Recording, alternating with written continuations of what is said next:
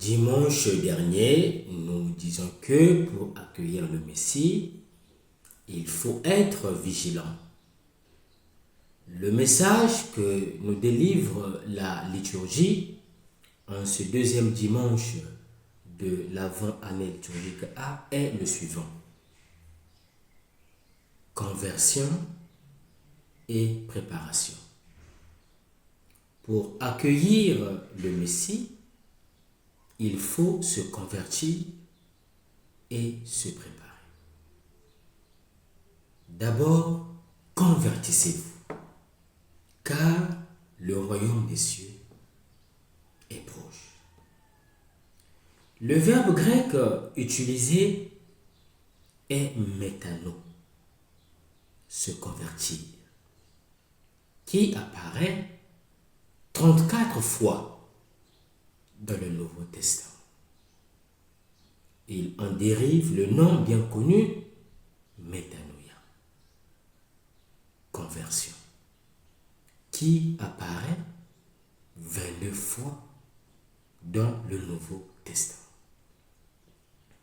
Son sens littéral est changer d'esprit, transformer sa mentalité, afin que les choix humains passent du mal au bien, du mensonge à la vérité, de l'injustice à l'amour. Le thème de la conversion est toutefois typique de toute morale religieuse et marque le passage d'un état de péché à une purification de la conscience et de la vie. L'Ancien Testament avait défini cet acte par un verbe à connotation spatiale, chouv, qui signifie revenir. Revenir sur le droit chemin.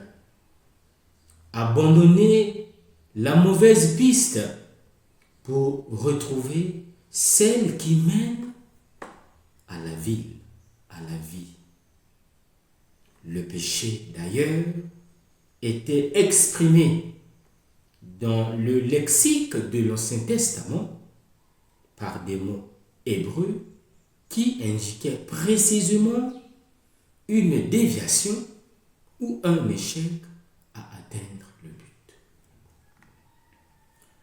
Le verbe employé par Jean le Baptiste est métano. Convertissez-vous. Par ce verbe, le Baptiste nous dit mettez fin aux mensonges, aux violences. Changez votre façon de raisonner. Convertissez-vous. Convertissons-nous. C'est-à-dire, osons la vie. Mettons-la en route, non pas pour exécuter un ordre, mais pour une beauté.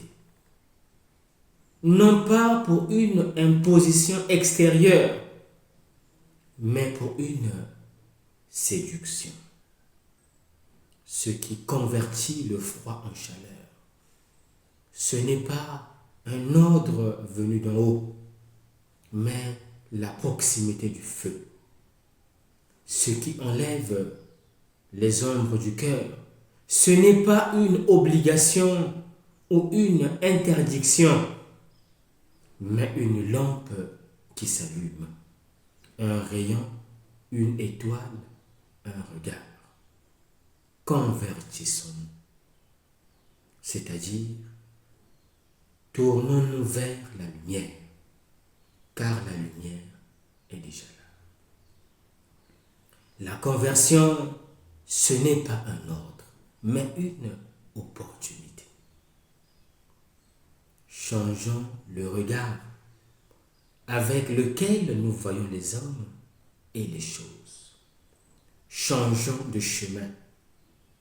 Sur nos sentiers, le ciel est plus proche et plus bleu, le soleil plus chaud, le sol plus fertile, et il y a son frère, des arbres fertiles et du miel. La conversion signifie aussi abandonner tout ce qui fait du mal à l'homme. Choisir toujours l'humain contre l'inhumain, comme le fait Jésus. Pour lui, le seul péché est le manque d'amour, non pas la transgression d'une ou de plusieurs règles, mais la transgression d'un rêve, le grand rêve de Dieu pour nous. Pour faire bref, la conversion, c'est le message fondamental des prophètes. Et dire à quelqu'un de se convertir, c'est lui dire une chose très simple. Mon frère, ma sœur, tu te trompes. Ce n'est donc pas une bonne nouvelle. Si je dis à quelqu'un, tu te trompes, il me répondra, occupe-toi de tes affaires.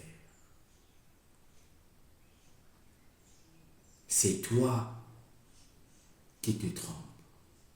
Donc, écouter la parole de Dieu nous fait comprendre comment une chose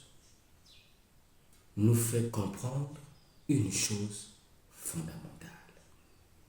Écouter la parole de Dieu nous fait comprendre une chose fondamentale, que la direction est autre. Si chaque fois que je lis la parole de Dieu, je me justifie moi-même et ce que je fais, et je dis que tout va bien, je ne lis pas la parole de Dieu. Je fais mes projections pour me justifier dans mon erreur. La parole de Dieu nous appelle toujours à la conversion, mais pas pour nous culpabiliser et nous dire que tout est faux, mais pour nous dire que nous devons changer. Notre vie doit se redresser et évoluer de plus en plus pleinement vers quoi?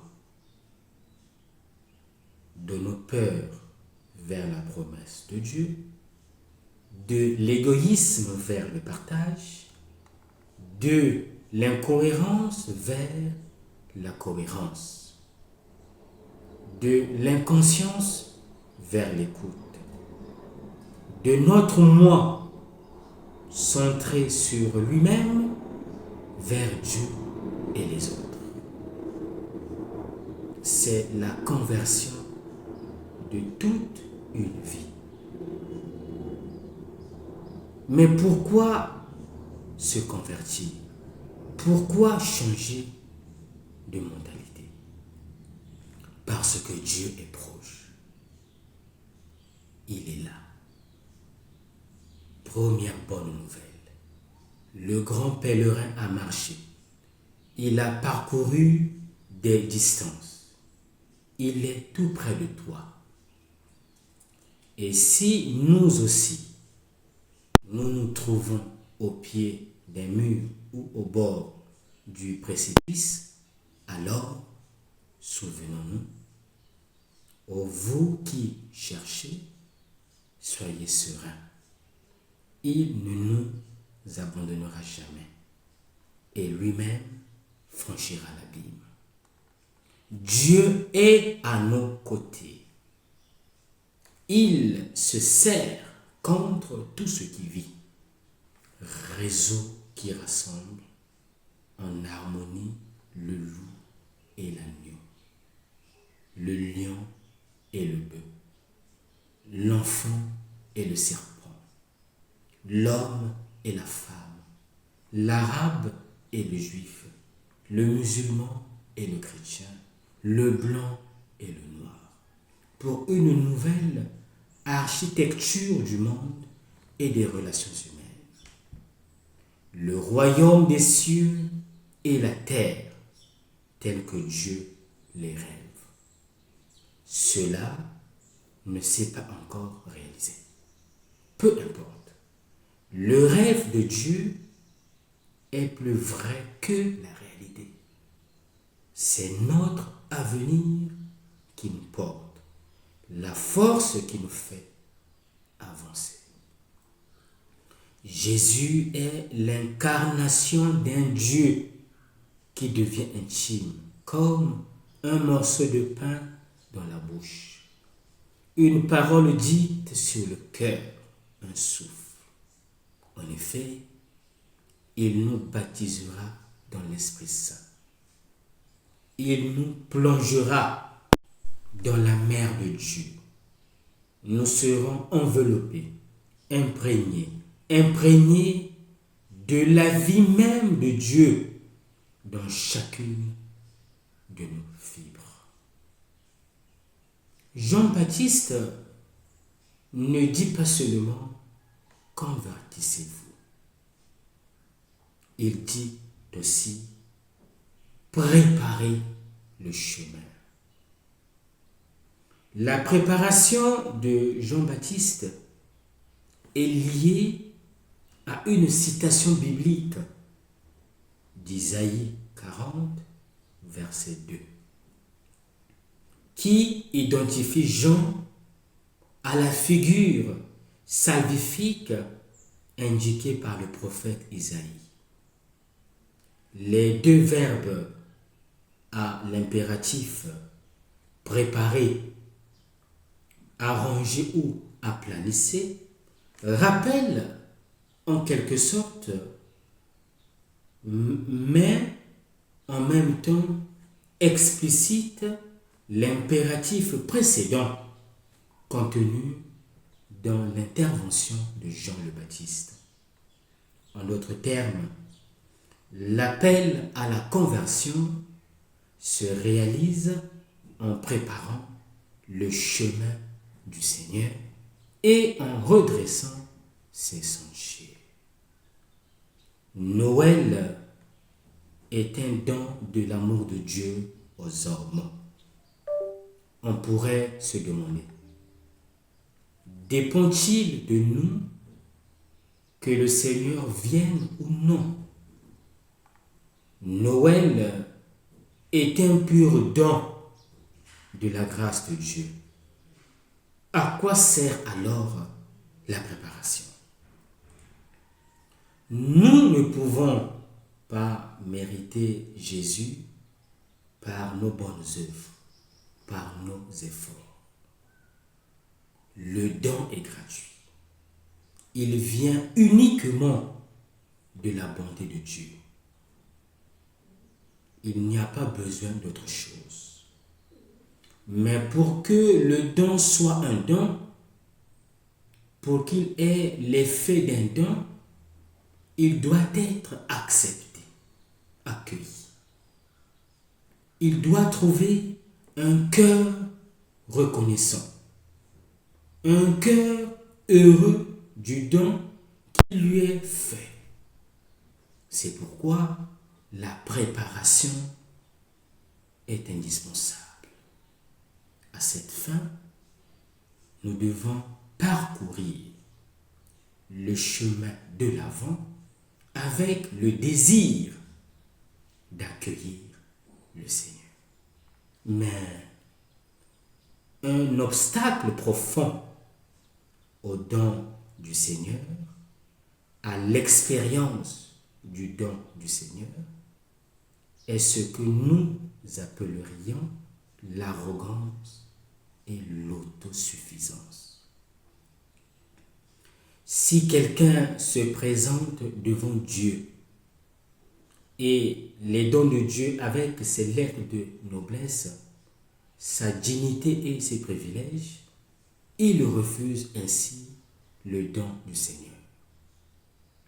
Si les pharisiens et les sadducéens se présentent devant la venue du Seigneur en disant Nous sommes les fils d'Abraham. Nous avons donc une grande dignité, un don immense, et ce don nous place dans une position privilégiée devant le Seigneur. Ils ne peuvent pas faire l'expérience du don de Dieu.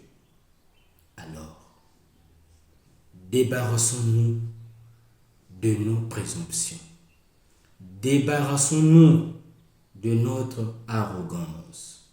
Accueillons avec gratitude tout ce que nous avons reçu de beau, mais sans en faire notre grandeur, notre dignité à dépenser devant Dieu. Nous n'avons rien à dépenser devant Dieu.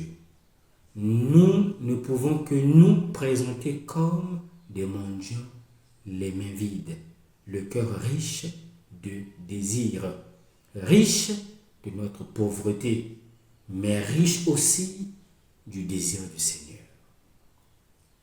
Et si nous entrons dans cette perspective, alors le chemin de Noël devient possible, quelle que soit notre condition. L'important est d'avoir conscience de notre pauvreté et d'avoir le désir que la richesse du Seigneur nous atteigne. À quoi nous convie ce dimanche? Ce dimanche est un appel à la responsabilité. Nous sommes invités à examiner notre vie et à nous préparer concrètement à la venue du Christ. Non seulement par la prière, mais aussi par des actions concrètes de conversion. Que nous reste-t-il à faire? Il ne nous reste plus qu'à conjuguer deux verbes: se préparer et se convertir. Bon dimanche à tous.